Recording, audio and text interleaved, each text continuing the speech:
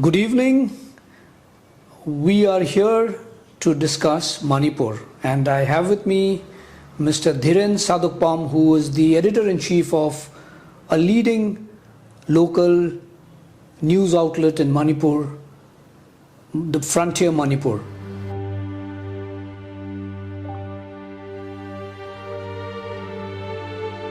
Let's just get to the other part of the conflict right now.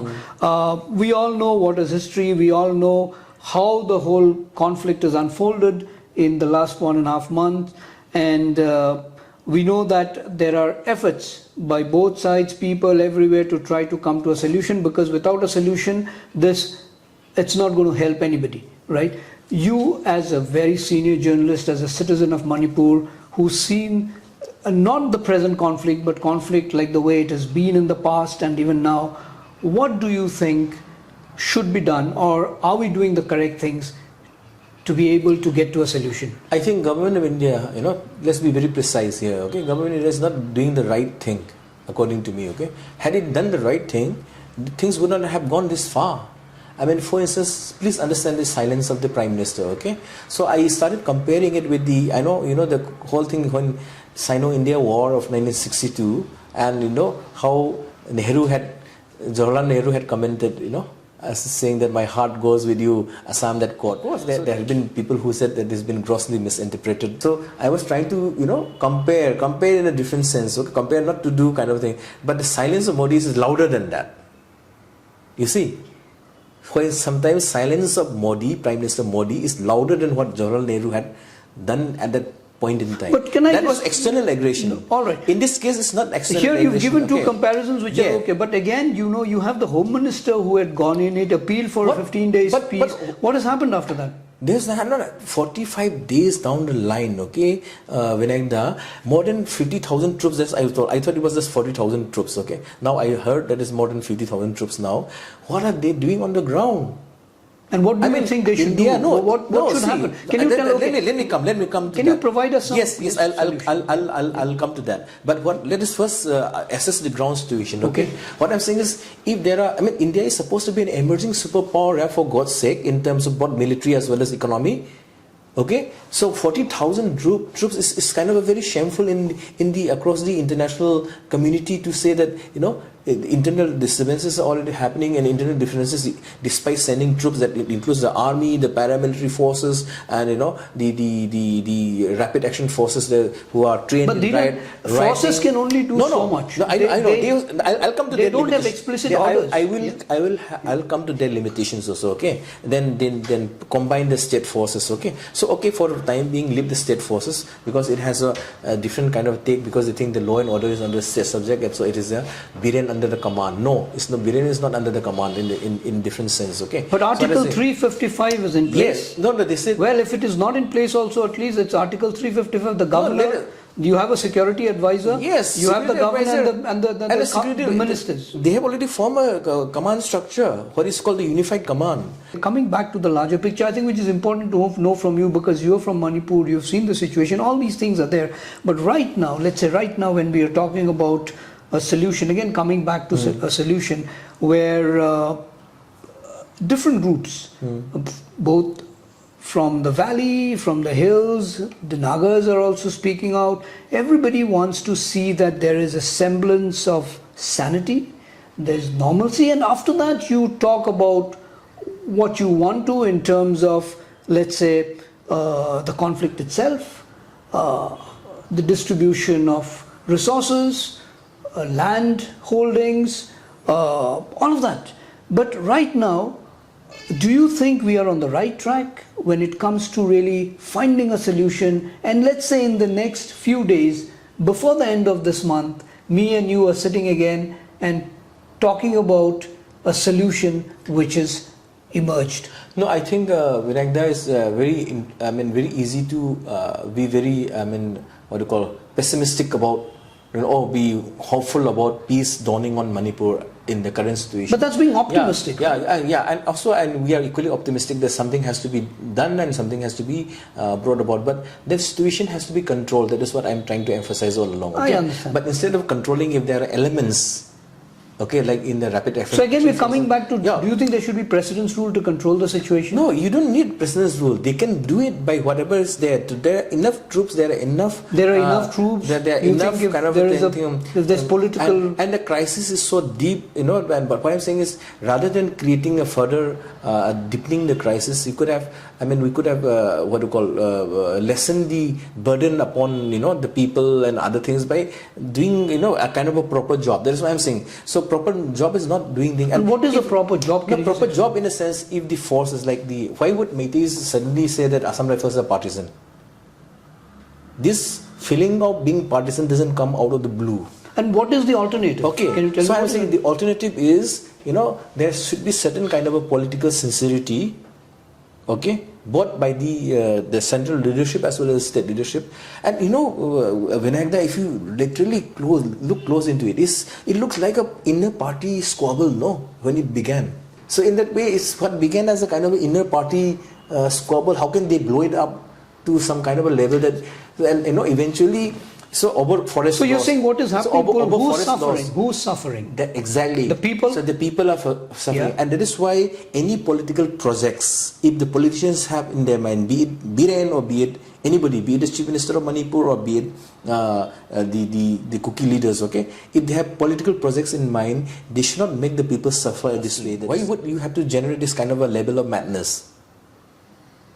It's beyond madness. Sir, it's beyond madness. So what I'm saying is, you already know different kind of history. Even in the partition history, we know different kinds of, and it's not as though ethnic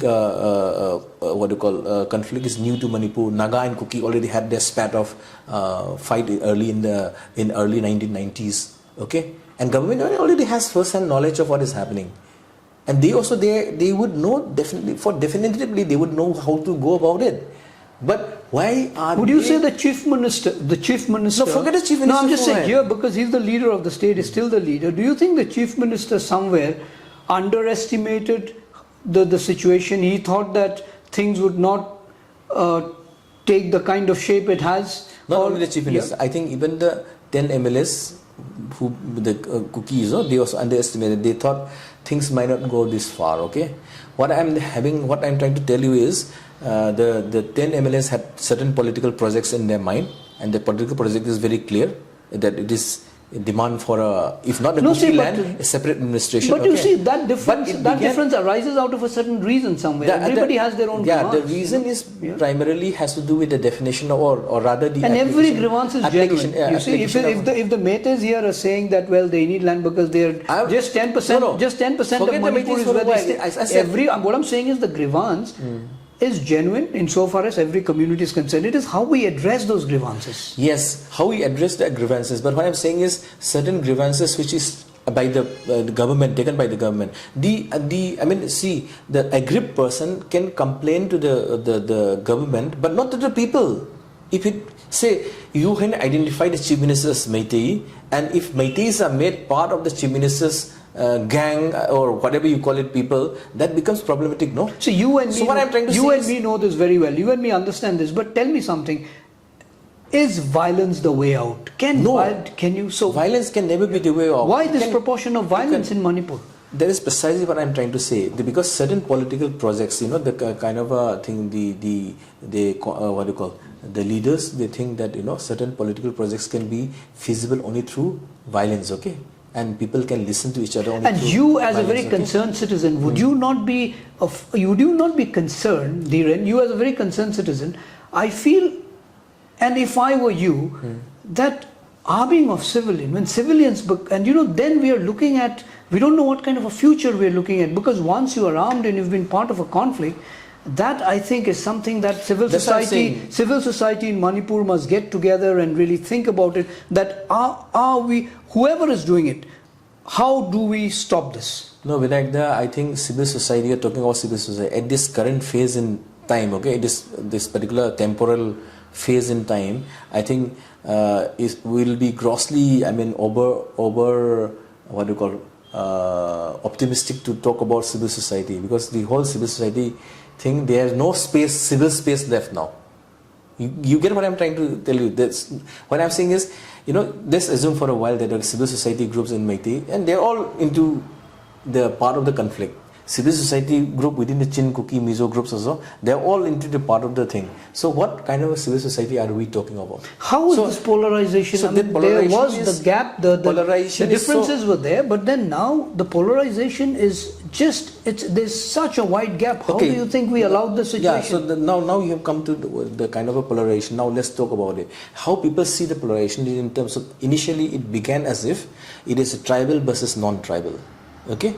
Because the tribal which includes Nagas and Kukis, they were opposed to the demands by certain sections, I say sections of the Métis, because not all Métis, they were demanding it, but you can call it the majority of the Métis were demanding inclusion of the Métis into the ST list, okay, the scheduled tribe list under the Constitution of India. Well and good. So when it began on the 3rd of March, it was made out to be like tribal versus non-tribal, okay, the kind of conflict. You are saying about how we see it. Then over a period of time, we suddenly realized that conflicts are happening in, starting off from the Kuki, it originated in the Kuki dominated areas like More, okay, in Tengnoupal district, in Trushanpur, which is again Kuki dominated areas, in Kangpopi, which is again Kuki dominated areas.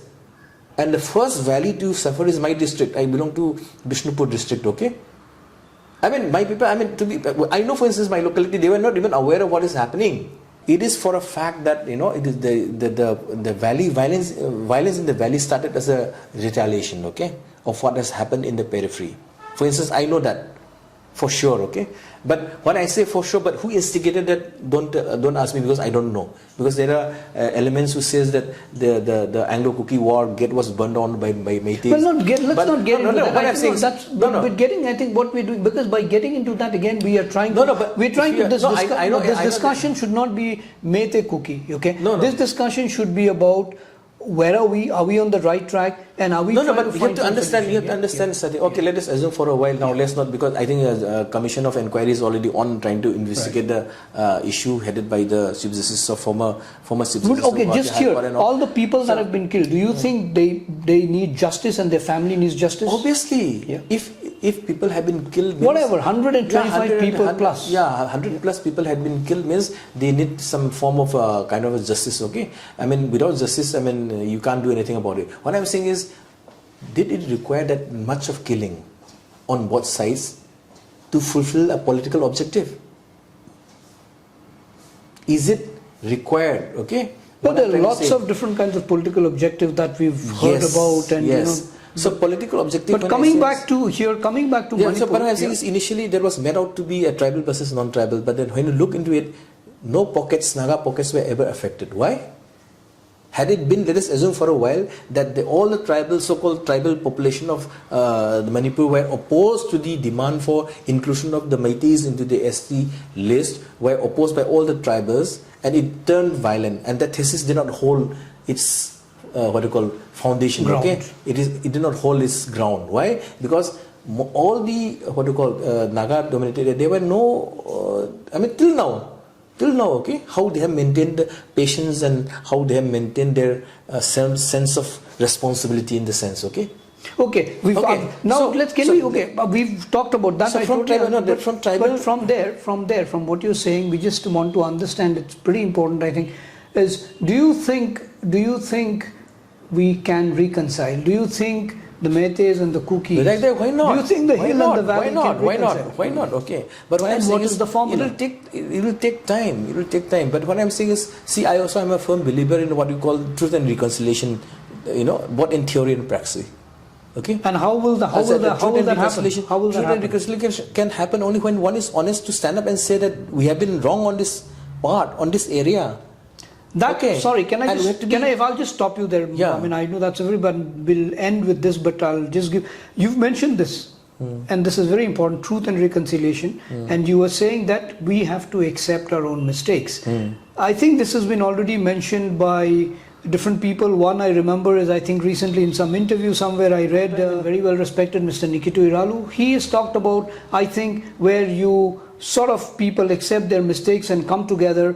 It could be elders in the society, it could be anybody, but then that's the first point of reconciliation. Yes. What is your... That has to be the first point of reconciliation. But my idea of truth and reconciliation is that first we have to be, we means of both the sides, okay, have to say that this is where what our objectives are. This is what actually happened, that has to come out. To a certain extent, And I how think will that happen? Who will take the first? Who will take the first that lead? depends- Somebody has to take the lead. Yeah, right? that depends on the kind of leadership that the communities have. You think are we reaching there? Yeah, the kind of responsibility that communities have. But as of now, what I'm worried is in the current position, current situation, the two groups are already well positioned with their own understanding of things. Okay, when I say understanding of things, is not necessarily in terms of a positive understanding. In terms of totally negative understanding means more death and destruction. And positive understanding means reconciliation. Okay, so what I'm trying to say is my notion of truth and reconciliation is, if we say that okay, we wanted to create a political project and we need to fulfill that political project, state it out. We have to have a point of departure even in truth and reconciliation. I think the point of departure here is, I think, justice. Yes, Then, but for justice to begin, yes, somebody has to stand up and say that from both sides. Okay, this is what we have done. This is what we have done. Okay, I would always go for the idea of truth and reconciliation, as I said.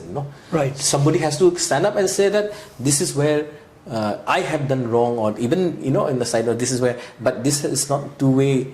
It should be two-way. It has to be three-way. And why I'm adding the third, because third is very important. I think very well in this part of the country. Okay, in this part of India, things are not always bilateral. If anything, any conflict thing earlier used to be bilateral in a sense, conflicting parties fighting New Delhi. Okay, now is what you call the different ethnic groups fighting amongst themselves. Okay, it's no longer so.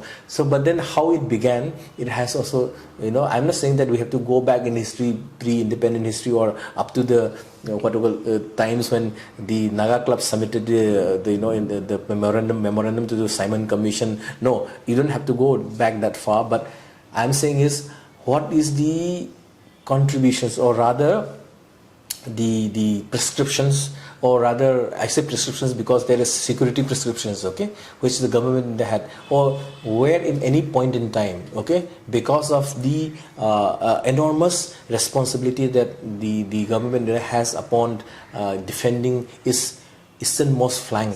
So if at all government of India is so serious about that, securing its internal security as well as external kind of a defense system, would it require, I'm just suggesting, I'm not saying anything, but this thing has to be put in order first.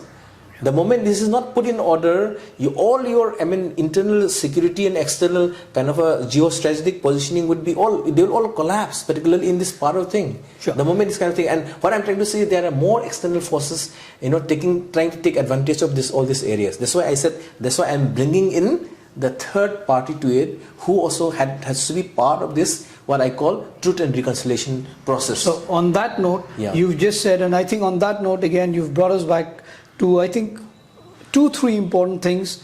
I think in the conversation, lots of ideas, but I think 2-3 important things that I take away right now. One is, this is in the eastern flank. It's a bordering state. We cannot compromise national security. To find a solution, we don't look at just binaries. It has to be trilateral, quadrilateral, whatever you have, but not just bilateral. We have to look at multiple factors that are a reason for the present conflict, and people that are involved directly or indirectly in the conflict, if we are to get a solution, and if we are to see that the state of Manipur, with its beautiful culture, diversity and people, is to progress together with the rest of the country. Thank you, Dhiren. I think it was really nice talking to you. Lots of food for thought going forward, and my best wishes to you and all the media friends in Manipur, the people, and we are, like you, looking for a solution very soon. Thank you so much, Bidhayak, for giving me this opportunity to speak with you.